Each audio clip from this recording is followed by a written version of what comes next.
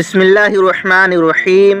السلام علیکم دوستو، آج ہم آپ کو اس ویڈیو میں بتانے والے ہیں اصحاب فیل کے بارے میں اور لشکر ابابیل کے بارے میں اور اس بادشاہ کے بارے میں جس نے کعبہ پر حملہ کیا اور اللہ تعالیٰ نے کعبہ کی حفاظت کیسے کی۔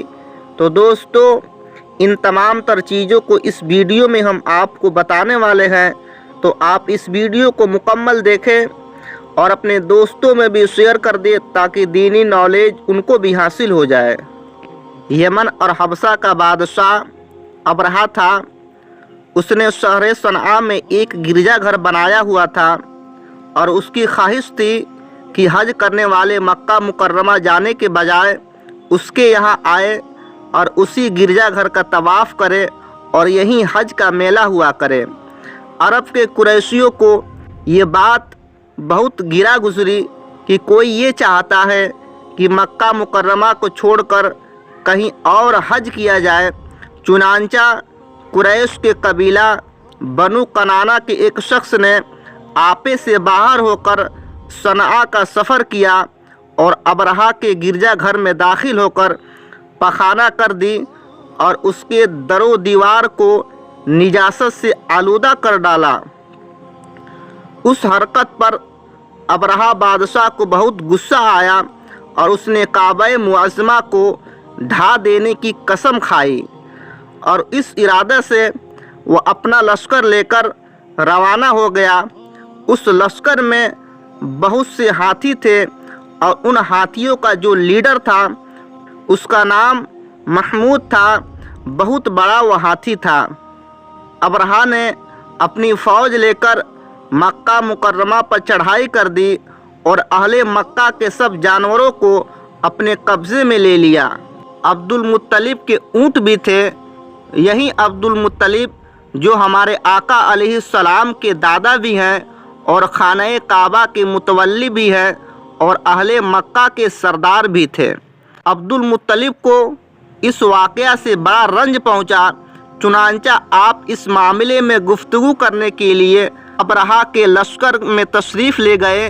جب ابرہہ کو معلوم ہوا کہ قریش کا سردار اس سے ملاقات کرنے کے لیے آیا ہوا ہے تو اس نے آپ کو اپنے خیمے میں بلایا، اور جب عبد المطلب کو دیکھا کہ ایک بلند قامت، روبدار اور نہایت ہی حسین و جمیل آدمی ہے جس کی پیشانی پر نور نبوت کا جاہ و جلال چمک رہا ہے، تو صورت دیکھتے ہی ابرہہ مرعوب ہو گیا اور بے اختیار تخت شاہی سے اتر کر آپ کی تعظیم و تکریم کے لیے کھڑا ہو گیا اور اپنے برابر بٹھا کر دریافت کیا کہ کہیے سردار قریش، یہاں آپ کی تشریف آوری کا کیا مقصد ہے؟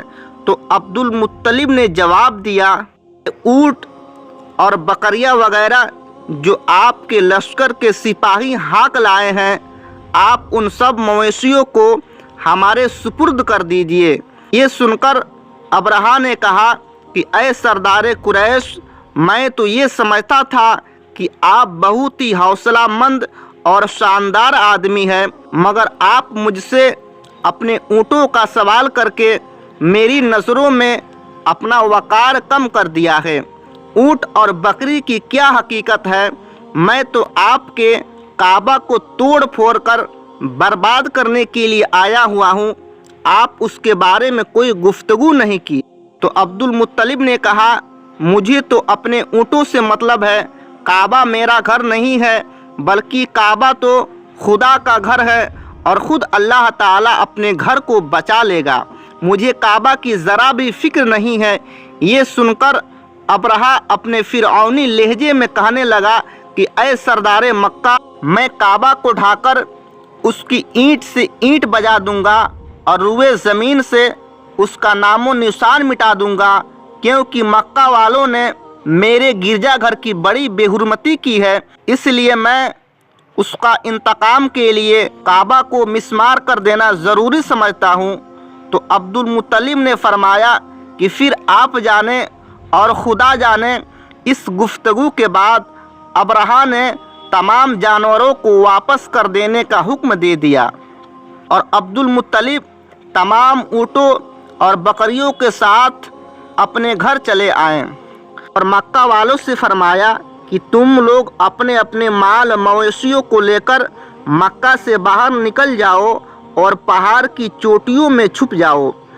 मक्का वालों से यह कहकर फिर खुद ही अपने ख़ानदान के चंद आदमियों को लेकर खाने काबा में गए और दरवाज़ा का हल्का पकड़कर इंतहाई बेकरारी और गुरिया बेजारी के साथ अल्लाह ताला की बारगाह में इस तरह दुआ मांगने लगे कि ऐ अल्लाह, बेशक हर शख्स अपने घर की हिफाजत करता है, लिहाजा तू भी अपने घर की हिफाजत फरमा और सलीब वालों और सलीब के पुजारियों के मुकाबला में अपने अताअत शारों की मदद फरमा।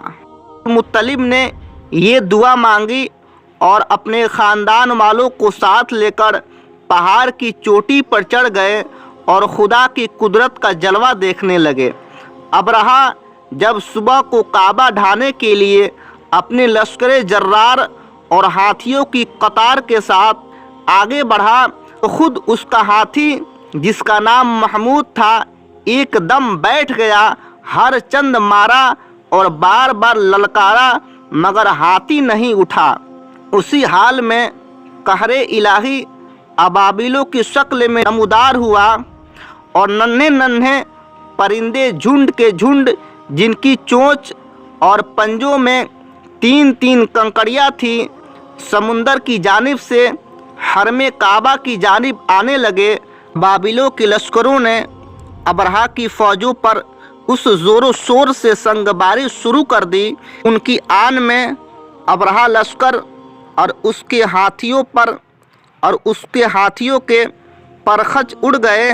अबाबिलों की संगबारी खुदावंदे कहारो जब्बार की कहरो गज़ब की ऐसी मार थी कि जब कोई कंकड़ी किसी हाथी सवार के सर पर पड़ती तो वह उस आदमी के बदन को चीरती हुई हाथी के बदन से पार हो जाती थी। अबरहा की फ़ौज का एक आदमी भी जिंदा नहीं बचा और सब के सब अबरहा और उसके हाथियों समेत उस तरह हलाको बर्बाद हो गए। उनके जिस्मों की बोटियां टुकड़े टुकड़े होकर ज़मीन पर बिखर गई। चुनांचा कुरान मजीद में सूरह फील में खुदावंद कुद्दूस ने इस वाक़या का जिक्र करते हुए इरशाद फरमाता है कि अलम तर कैफ़ा फ़अल रब्बुका बिअस्हाबिल फ़ील अलम यजअल कैदहुम फ़ी तदलील व अरसल अलैहिम तैरन अबाबील तरमिहिम बिहिजारतिम मिन सिज्जील फजअलहुम कअस्फिम माकूल। जिसका तर्जुमा यह है कि ऐ महबूब, क्या आपने न देखा कि आपके रब ने उन हाथी वालों का क्या हाल कर डाला? क्या उनके दाव को तबाही में न डाला और उन पर परिंदों की टोकरियां भेजी ताकि उन्हें कंकड़ियों और पत्थरों से मारे तो उन्हें चबाए भूस जैसा बना डाला।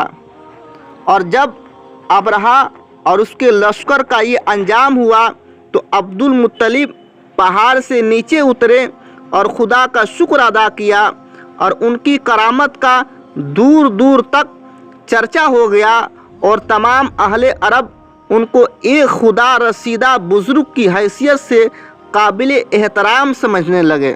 और ये वाक़या हुजूर सल्लल्लाहु तआला अलैहि वसल्लम की पैदाइश से सिर्फ 55 दिन पहले हुआ। अल्लाह ताला अपने घर की हिफाजत कैसे फरमाता है, आप ज़रा गौर कीजिए कि एक तरफ हाथी है तो मुकाबले के लिए कोई बड़ा जानवर ही भेजा जाता, मगर रब ताला ने छोटे छोटे परिंदे अबाबिल भेजे हाथियों के मुकाबले में।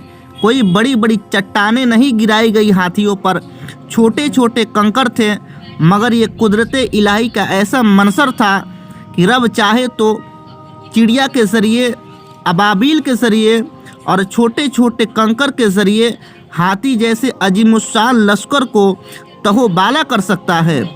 तो अल्लाह ताला से दुआ है कि सारी दुनिया के मुसलमान जहाँ जहाँ भी परेशान हाल है उन सब की गैब से मदद फरमाए। दोस्तों, आज इतना ही। मिलते हैं अगले वीडियो में। اگر آپ کو ویڈیو پسند آئی ہو تو ویڈیو کو لائک اور اپنے تمام دوستوں میں شیئر ضرور کر دیں، اور آنے والی نئی ویڈیو کے لیے ہمارے چینل کو سبسکرائب کر دیں، اور ساتھ ہی میں گھنٹی کے بٹن کو دبانا نہ بھولیں۔ اللہ حافظ۔